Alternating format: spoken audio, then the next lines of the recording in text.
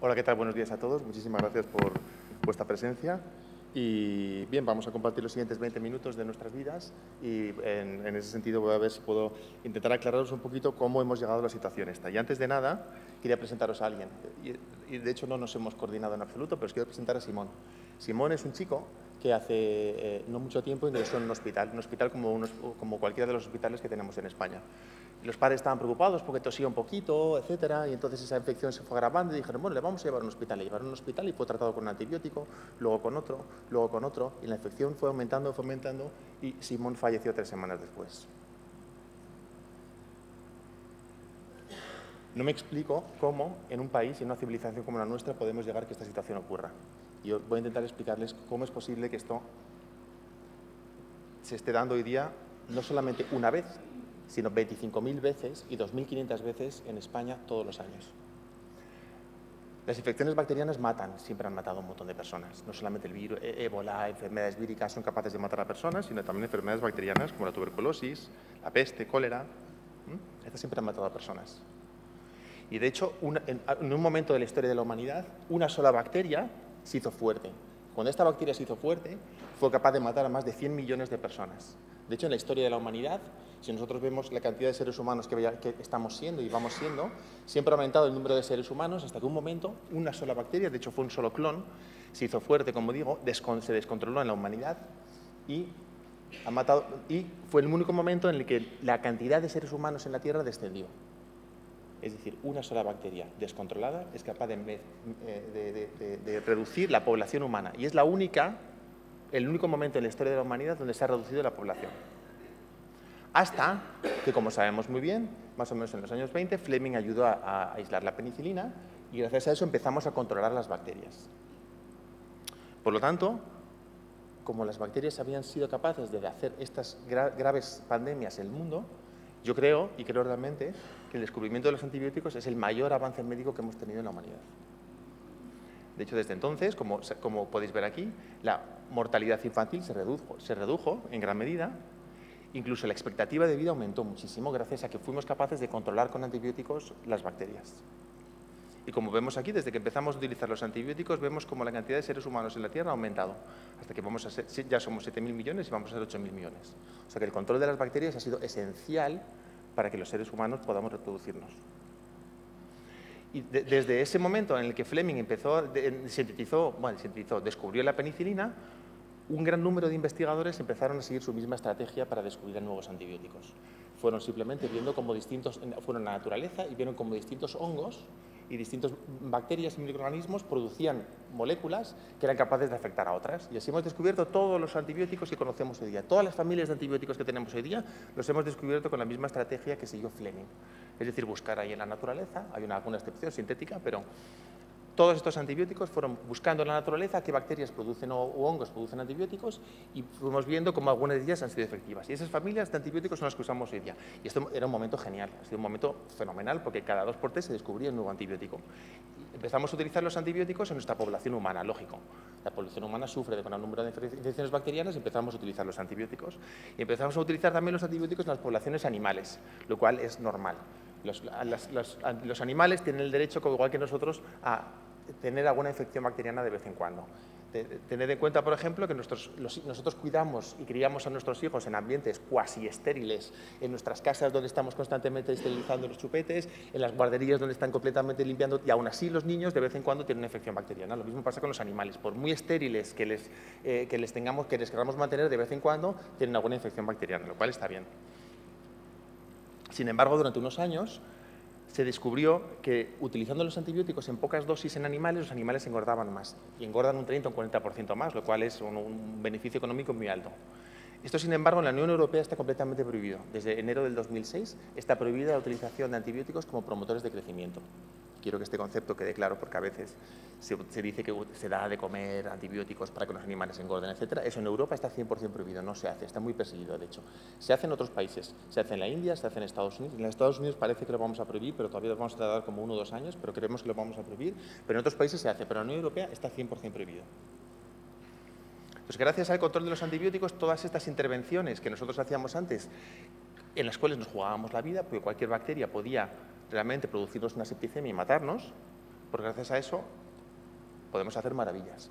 Podemos abrir a un señor durante 24 horas, quitarle un corazón, ponerle un corazón.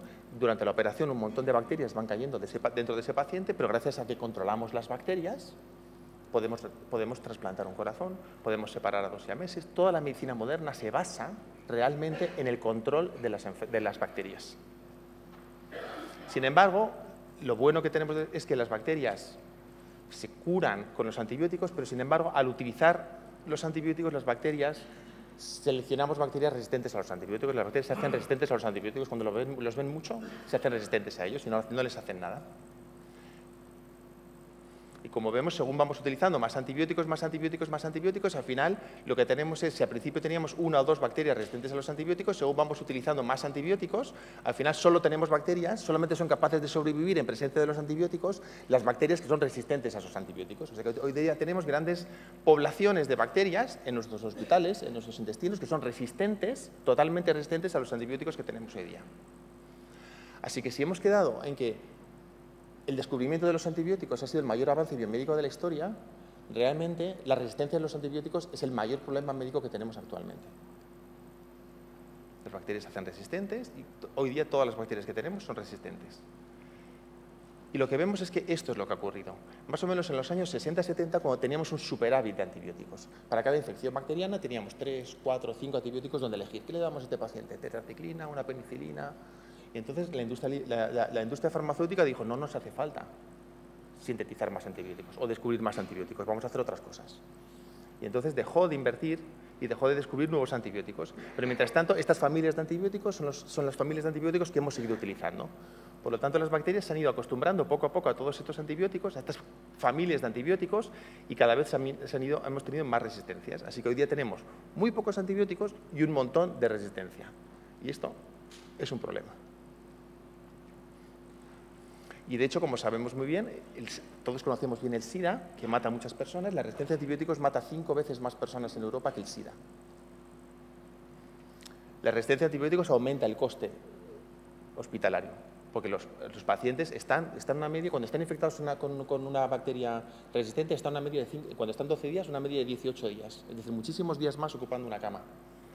Y mientras el paciente está en el hospital, no está en su trabajo. O sea que estamos también perdiendo un montón de dinero cuando ese paciente está hospitalizado, que nos cuesta muchísimo dinero, y además el paciente no está yendo a su trabajo.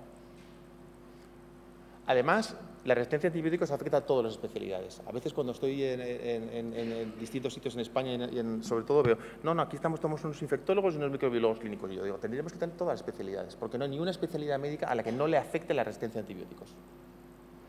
Y además alarga las listas de espera. Es decir, en este país donde tenemos un gran problema de listas de espera y pensamos, ¿cómo podríamos reducir las listas de espera? No, debe ser muy caro, debe ser complicado, debe ser difícil. ¿No es verdad? Porque realmente por el hecho de que los pacientes se queden mucho más tiempo en los hospitales, tenemos unas listas de espera muchísimo más altas. Así que es bastante miope, intelectualmente, no actuar contra la resistencia a antibióticos, sino que realmente pensar en otras soluciones originales cuando realmente sabemos cuál es la solución. Y es que tenemos que luchar contra la resistencia a antibióticos dentro de los hospitales. Y como les he dicho, la resistencia a antibióticos amenaza todos los avances biomédicos que tenemos hoy día. Por lo tanto, tenemos el peligro de pasar a una era que si lo denominamos era preantibiótica, hay gente que denomina era post-antibiótica, en la cual los antibióticos ya no sirven de nada. En los cuales dar a luz a 3 niños implica que uno se va a morir. Implica en el que 20 madres dan a luz y una va a morir, naturalmente, de una infección de fibras puerperales, un clásico. Un clásico antes de la era antibiótica. No solamente nosotros nos hemos dado cuenta, sino que también la Organización Mundial de la Salud se ha dado cuenta. Entonces sacó un informe en abril de 2014 alertando sobre la importancia de la resistencia a antibióticos y dando una serie de números, como ya sabemos, 25.000 muertes al año, y también en todos los países del mundo tenemos un gran número de muertes, ¿de acuerdo? Y un gran coste. Y no solamente estos países se han dado cuenta, sino que ya los países un poco más avanzados que nosotros, ya lo decía el ministro. Hace unas semanas estuve en Berlín y estuvimos firmando este acuerdo. Claro que España no pertenece a eso, pero estuve coordinando la reunión de G7.